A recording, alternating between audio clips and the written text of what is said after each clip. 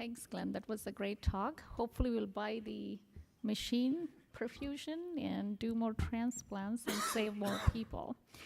So our next guest speaker is Dr. Todd Frederick. Todd is currently at California Pacific Medical Center as a transplant hepatologist since 2004. He completed his education at UCSD and has been at CPMC since then. His clinical interests are in portal hypertension and complications along with liver transplantation. He is involved in several clinical trials, including efficacy of terlipressin. He's also involved in a lot of community service too.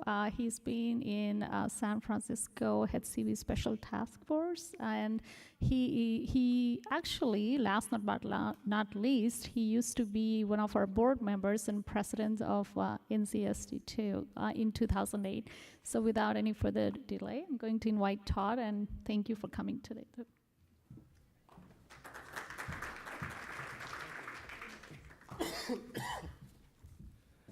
All right. Thanks, everybody. My slides here, I guess.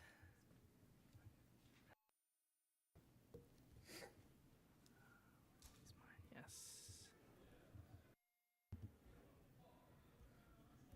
Okay. All right, well, thank you for inviting me. It's always a pleasure to come to the AASLD review. I'm glad this meeting is sustaining. This is the fourth year.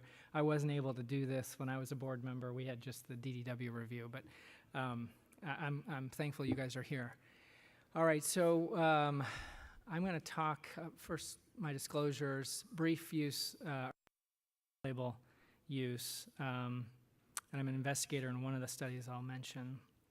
But here's my outline. I was hoping to cover kind of a hodgepodge of decompensated cirrhosis complications and management issues surrounding the patient with cirrhosis. And let's see if we can get through all these. I did put in a couple of cases. I'll just to set the stage. I won't be coming back to these much, but let's just paint the picture of an acute patient with acute liver failure first. 28-year-old woman brought in by family, or could be male, doesn't have to be gender unspecified, let's say, brought in by family after found in the bathroom, empty bottle of acetaminophen, recent breakup with a significant other. Vitals you can see there, somewhat low blood pressure, lethargic but arousable with asterixis, confused, disoriented, brisk reflexes. Transaminases are markedly elevated, bilirubin minimally so, INR prolonged severely, acidotic, low factor V level, some renal insufficiency presumed acute, and an elevated acetaminophen level. If you're able to get that with the nomogram, this would predict a high risk of injury, which you can already see. Head CT done is normal or perhaps shows mild edema. Ultrasound of the abdomen normal. So questions here, just management. What should you do first? And when Glenn and I get these calls, I assume he does the same thing. I know Tim Davern tells when I get this call, I ask, is the patient already on N-acetylcysteine? And if not, I tell them to drop the phone, go get the patient on N-acetylcysteine, we'll finish this conversation. What's her prognosis? She's meeting a lot of the King's College criteria here, all three actually. So the prognosis here is poor for spontaneous survival. And beyond NAC and transplant and critical care, which has gotten a lot better over the decades, is there anything else we can do for this woman? So let's talk about high volume plasma exchange. Obviously, high mortality rate with acute liver failure with limited therapeutic options. And in that setting, plasma exchange may be helpful to remove cytokines, some evil humors. Perhaps these cytokines and toxins are impeding spontaneous recovery of the liver. So by removing those, you may both improve encephalopathy, reduce intracranial hypertension, which is one of the lethal complications for these patients, allow the liver to regenerate and the patient to recover, potentially without a transplant. There was a large randomized controlled study that took almost 10 years to enroll in Europe. Larson, as the first author, published in the Journal of Hepatology a couple of years ago. that actually demonstrated improved survival with high volume plasma exchange. And this is just plasmapheresis, a vast cath access, doing pheresis and replacing with fresh frozen plasma at high volumes. And that study with Larson et al., it was about 8 to 11 liters of plasma per day. So this was another study looking at the same question from New Delhi. Their primary aim was to assess efficacy of this high-volume plasma exchange compared to standard medical therapy in patients with acute liver failure, most of whom had hyperacute liver failure, a combination of viral and acetaminophen. They had secondary aims as well. You can see there. The methods were 40 patients randomized 1-to-1 to either the plasma exchange, and their definition of high volume is a little bit lower than the published series that I mentioned. They calculated a 5% ideal body weight and replaced with that amount of plasma, and then compared to standard medical therapy alone. And they showed striking results. You can see the graph on the right of the mortality at 21 days. That's transplant-free survival, I should say, with the green being the treated group and the blue being the historical or the compared control that got standard medical therapy. They on average had 2 sessions of this plasmapheresis and exchange, with some getting up to 5. These were daily sessions. The patients showed reduction in serum lactate levels. The SOFA score, which is an ICU organ failure score, improved. MELD scores improved. The systemic vascular resistance, which is usually very low in these patients, that increased. Their ammonia levels decreased, and they had what was considered a favorable cytokine shift with fewer pro-inflammatory cytokines and more anti-inflammatory cytokines. And the outcomes were 75% versus 38%, 21-day survival, and no major adverse effects. So the takeaway here would be this is the only extracorporeal treatment, if you consider it within the other extracorporeal treatments. It's a machine removing plasma. It's the only one that's been able to show mortality benefit in acute liver failure, and that was based on the publication from 2016 with some additional support from this abstract. Keeping in mind this is a high resource utilization, I mentioned liters, 8 to 11 liters of plasma in the truly high volume exchange. So we need to clarify what high volume means. Maybe we can get away with less, as this study showed. And I think we still need, if we're going to adopt this, we need more clarification of who are the best candidates for treatment. Should these be patients who are not transplant? Give them something to try, or should we use this in patients to try to prevent transplant in these patients who meet the poor prognostic criteria like this woman? All right, so the second case, 56-year-old related cirrhosis, refractory ascites. He also has severe lower extremity edema, which extends all the way up to his abdominal wall. He has severe fatigue, he's forgetful, and he was noted to be very winded after walking up the hill to our clinic, at least our clinic. We have hills. I can't speak for everybody. His blood pressure's low. He has a pronounced second heart sound on his cardiac exam. His lungs are clear, and he has a lot of edema, large ascites. He's got muscle wasting. His MELD 16, you perform an ultrasound, it confirms what looks like cirrhosis with a patent portal vein and a big spleen and large ascites, I should mention. And an echo was done after you referred him for transplant eval, and his EF is normal, but perhaps on the lower side for our patients at 55%, with a predicted hyperdynamic circulation. Most of our patients are around 65 to 70%.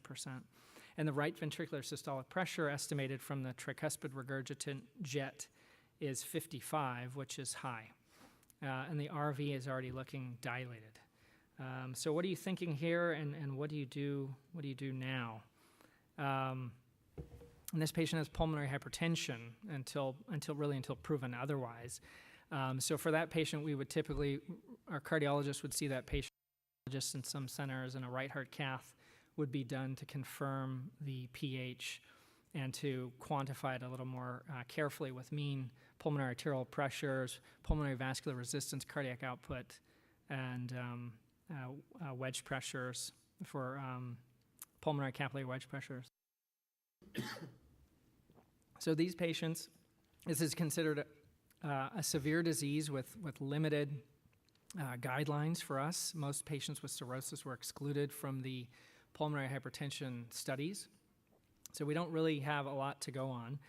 So this study was aimed to evaluate safety and efficacy of an endothelin receptor antagonist, a newer one called macitentan, and specifically pulmonary or portopulmonary hypertension. It was a 12-week randomized controlled trial, 1-to-1, double-blind, used the standard dose 10 milligrams versus placebo. All the patients at enrollment had a mean pulmonary artery pressure, at least in the mild range, which is defined as greater than 25, and they had pulmonary vascular resistance that was above 320, with 240 usually being the cutoff for normal. They excluded the sickest patients, and they used a reduction in pulmonary vascular resistance as their primary endpoint with a secondary look at safety.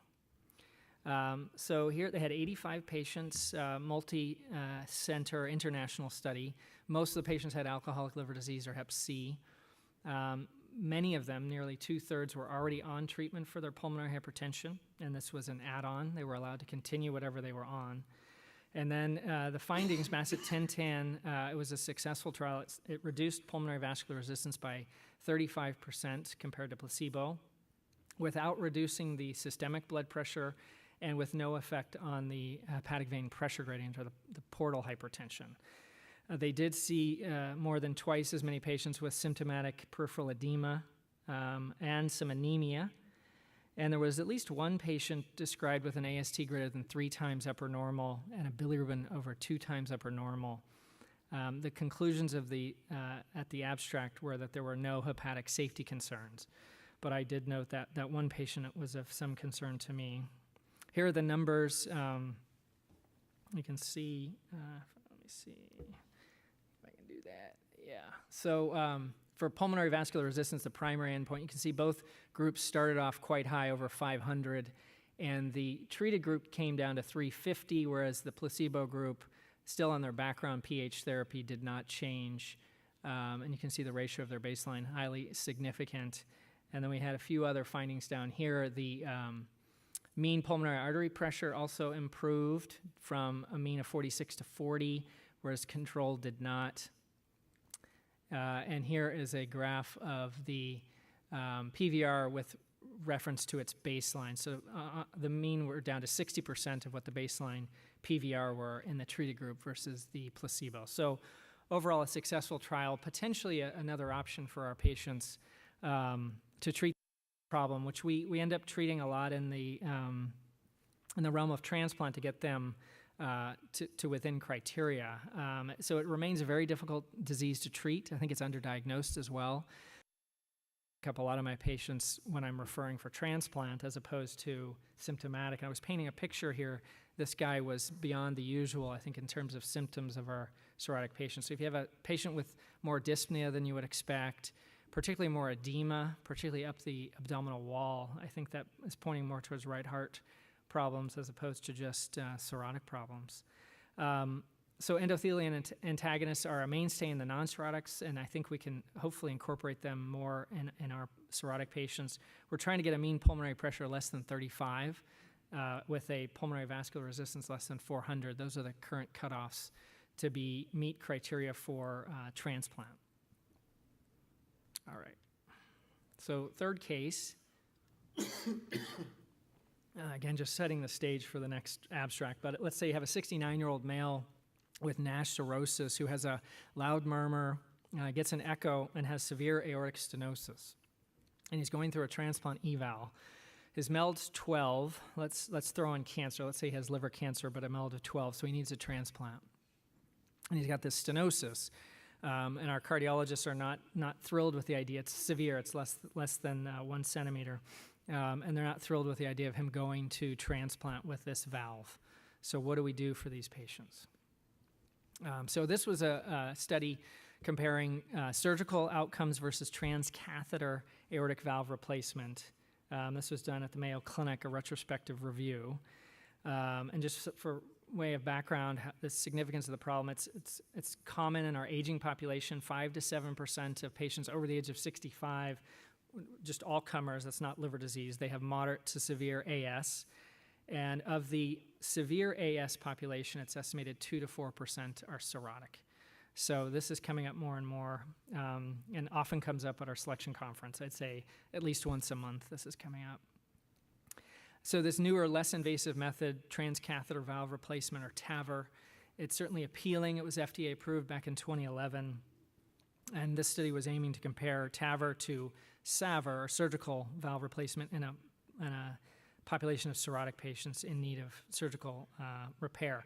This is a study that was recently published in the literature just a month or two ago that I can give you as background, what's already currently known. And this was a short-term assessment of outcomes. This was using the National Inpatient Database, so a very large database of patients.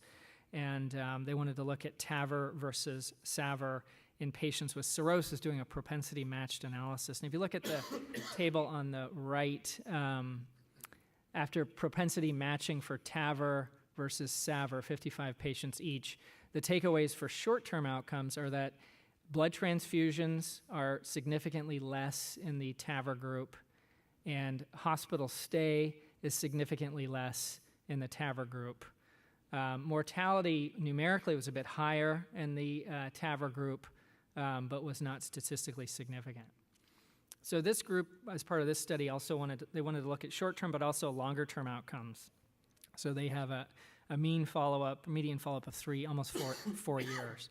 So it's retrospective. They had 55 patients with TAVR, 50 patients with SAVR, and then they had a historical control group that was medical management alone, neither intervention, of 17 patients. And this was culled from their records from 2008 to 2016.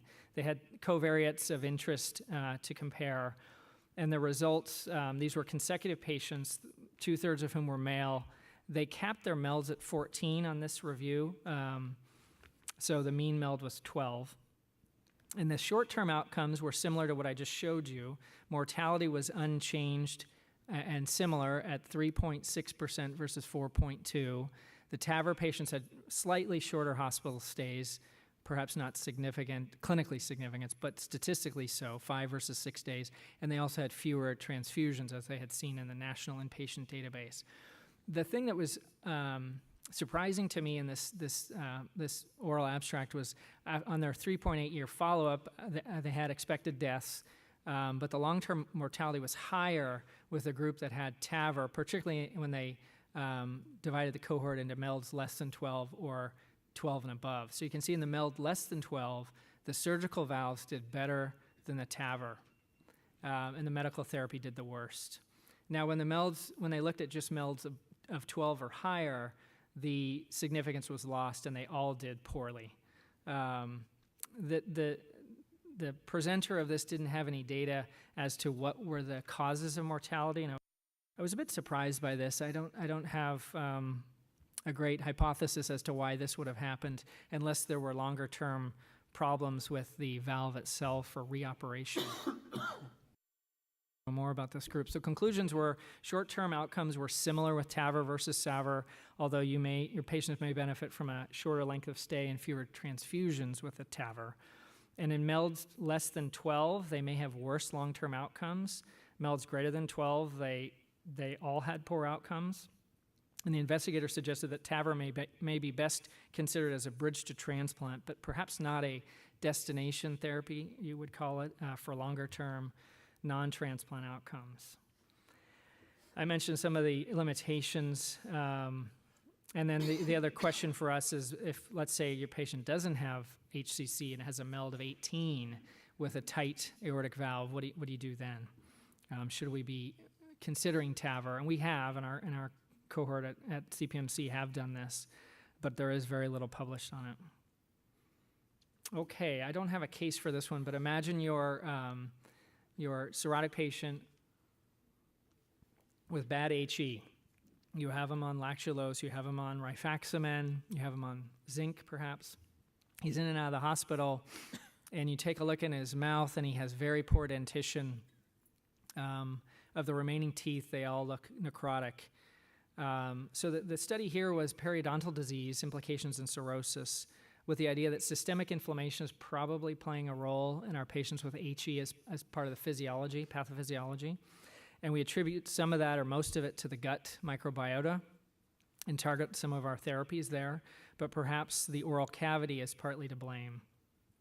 So Jaz Bajaj at VCU presented this, and actually was just recently published in American Journal of Physiology as well. But the aim here was to find the effect of routine periodontal therapy in patients with cirrhosis and looking at endotoxemia, cognition, quality of life, and hospitalization. So they had an age-matched cirrhotic, non-cirrhotic population with mild to moderate periodontitis. They excluded the severe cases. These patients all went through a visit to the periodontist with root planing and scaling, and they were followed at 30 and 90 days. They did saliva and stool studies at baseline looking at the microbiota. They also looked at MELD, endotoxin levels, other cytokines were measured. They did psychometric testing, part of the evaluation for minimal HE with the FES score and the Stroop app. These are tools that most of us don't use to measure minimal HE. And they did a quality of life survey at baseline in 30 days and looked out to 90 days for hospitalizations. They had 26 cirrhotics, 10 of whom were being treated for HE and were in stage 0 to 1 at the time of the study. Their median MELD was 10. They had 20 controls as well. And then they had a separate age-matched control group of 24 cirrhotics that were followed 30 days without the periodontal therapy. And they were able to show positive results, significant improvement in cognition, both that FES score and the Stroop app, again, measures of cognition at a minimal HE level. They showed improvement in quality of life in the treated cirrhotics, but no change in the controls. They showed reduction in endotoxin, some other cytokines, and they were able to demonstrate differences in salivary and stool microbiota by looking at sequencing of those samples.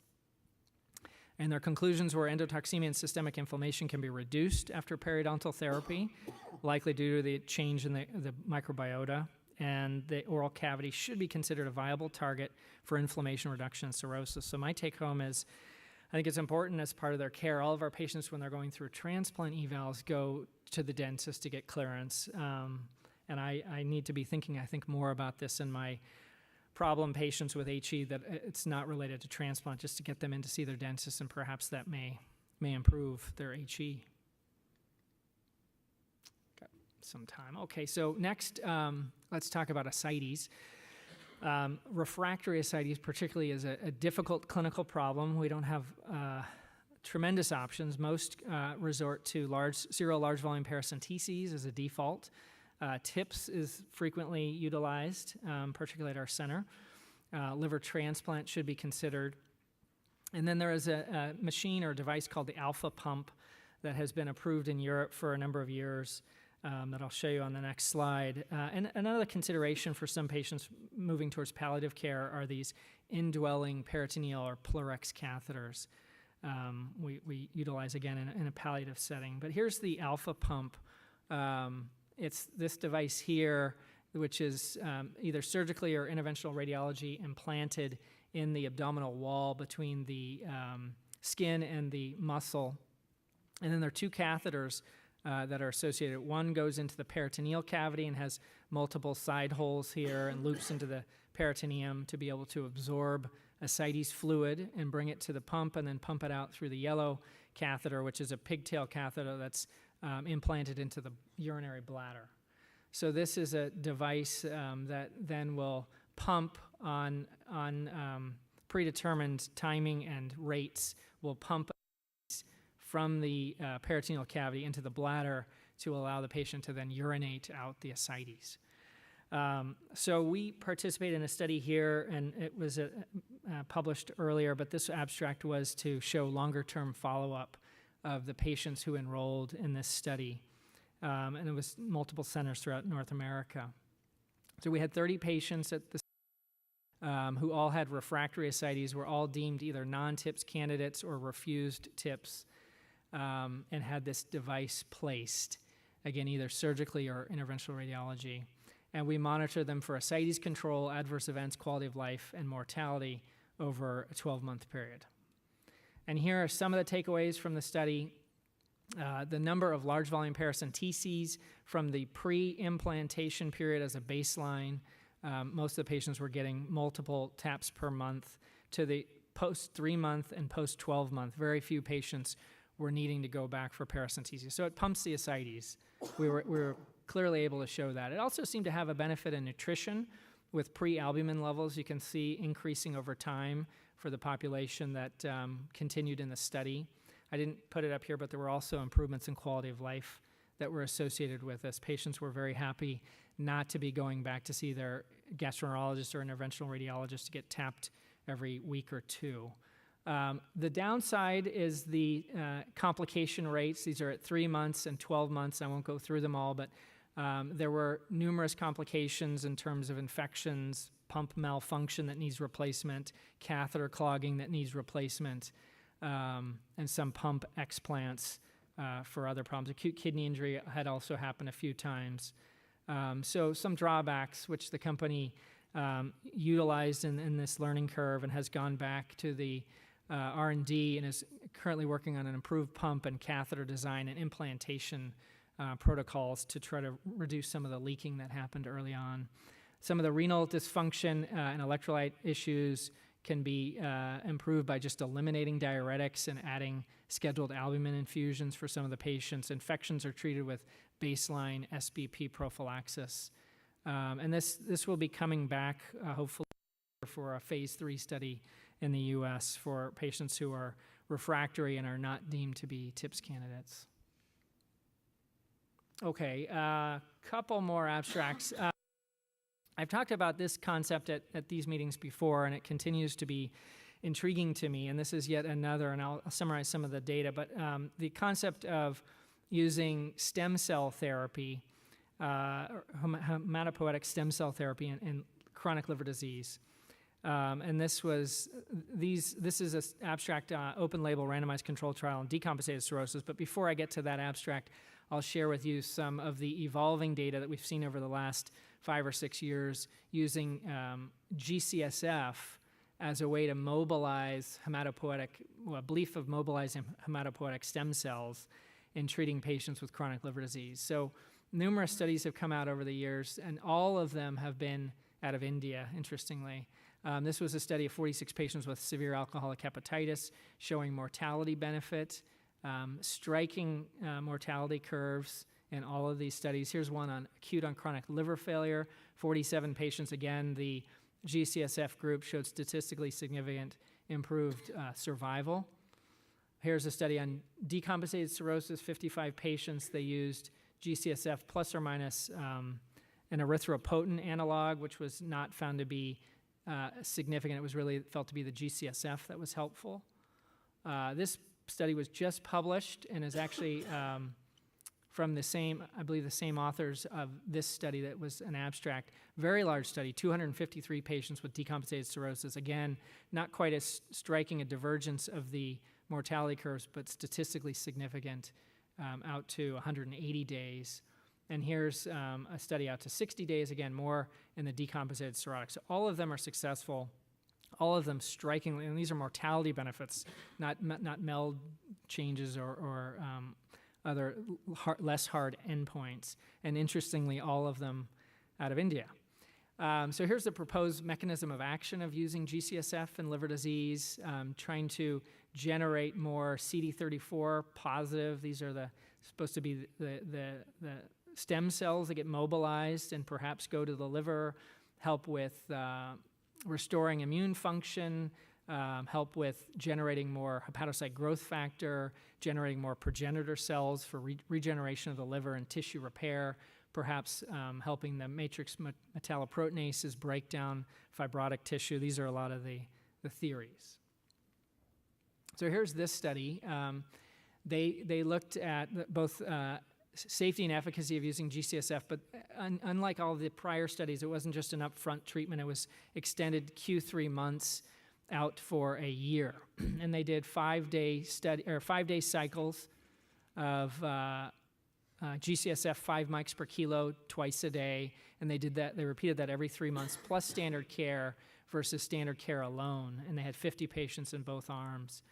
And here's again, striking survival curves, highly statistically significant out to a 15-month, or actually a 12-month timeline.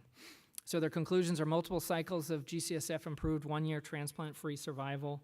Mobilized, they were able to identify the CD34 positive cells as proof of their concept.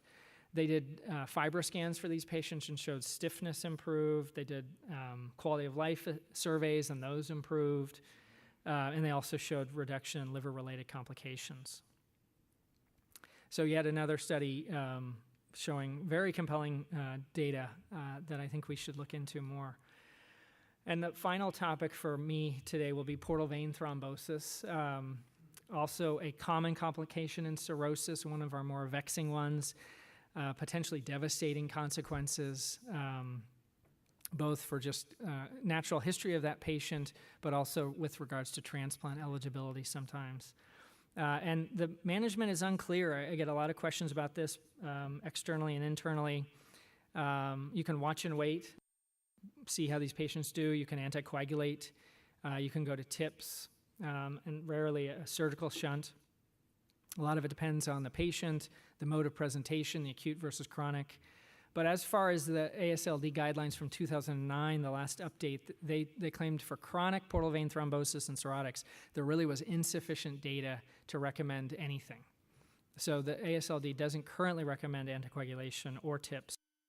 They do specify a case-by-case basis, particularly patients with evidence of venous compromise and ischemic bowel, for instance, or extension into the SMV. Those would be different cases. But overall, they don't have a recommendation. Eisel updated their guidelines in 2015 and said, consider anticoagulation if there are no contraindications out to 6 months, being careful to manage varices and bleeding risk up front. And in transplant candidates with progressive portal vein thrombus on anticoagulation, consider TIPS. So that's what's in the guidelines currently. Those are the European guidelines. So this was a meta-analysis of studies looking at either anticoagulation or TIPS for chronic portal vein thrombosis in cirrhotic patients. They excluded studies that didn't have an untreated control arm. They excluded studies that looked at a combination of these two tools. And their conclusions here you can see in their forest plots. So they looked at impact of recanalization separately from mortality. And on the recanalization using anticoagulation versus no therapy, odds ratio of 6 in favor of anticoagulation for restoring recanalization of the portal vein. TIPS also was favorable with an odds ratio of 3.8. You can see there weren't many studies here. These were 4 studies for anticoagulation, only 3 for TIPS. So this wasn't a huge volume of patients, but the meta-analysis increased the power of these individual studies. An impact on mortality, it looked like anticoagulation actually was favorable for these cirrhotic patients with chronic portal vein thrombus, whereas TIPS did not show benefit or harm in the mortality question. Overall, combining all of the modalities, it was narrowly shy of showing a benefit favoring intervention. So to summarize my take home from AASLD 2018, what I chose to present here. 1, I think we really have to consider high volume plasma exchange for patients with acute liver failure who have very few treatment options. I think we need to better clarify what volume that entails, how often to do it, and in exactly what group. You know, some patients are getting better with just medical management, and we probably don't need to do something invasive for them. Others are clearly not going to get better, and particularly if they're not transplant candidates, maybe we should be thinking of this. Consider screening for portopulmonary hypertension in your cirrhotic patients. It's not rare. 5 to 10% of our patients with cirrhosis will have PH, and it's treatable, and it's usually progressive if we don't treat it. And we definitely have to identify it before liver transplant because of the major complications we see if they go to transplant unrecognized, uncontrolled pH. TAVR may be a bridge for liver transplant for cirrhotic patients with AS, but SAVR appears to be a better long-term option for these patients, particularly the more compensated patients with MELDs less than 12. I'd like to see more data on this because I find it surprising. Look in your cirrhotic patients' mouths and encourage proactive dental care. I think they're turned away from the dentist a lot because of their thrombocytopenia. That's a whole different topic we can talk about. But I think it can make a difference based on this study and also in my anecdotal experience, I would say. We should be looking for new potential therapies for refractory ascites. This device hopefully will be an option for some of our patients in the intermediate to far future. And then I think a U.S. study is needed for GCSF. I'm very interested in this and intrigued by their outcomes. So maybe Glenn and I will put together a multi-center consortium to do this. I think it would need NIH funding, and it's a big undertaking, obviously, with little industry support there. But it's compelling. And then, but I wouldn't go so far as to say you should be giving GCSF to your patients. I don't think I can say that just yet. And then for anticoagulation, there's a pendulum for portal vein thrombosis, and for me, the pendulum is swinging much more in favor of anticoagulating. I didn't mention Coumadin versus other oral anticoagulants. Perhaps we can field questions on that, but I definitely am swinging my pendulum more towards treatment as opposed to watchful waiting, and then tips should be also a consideration for those patients. And thank you.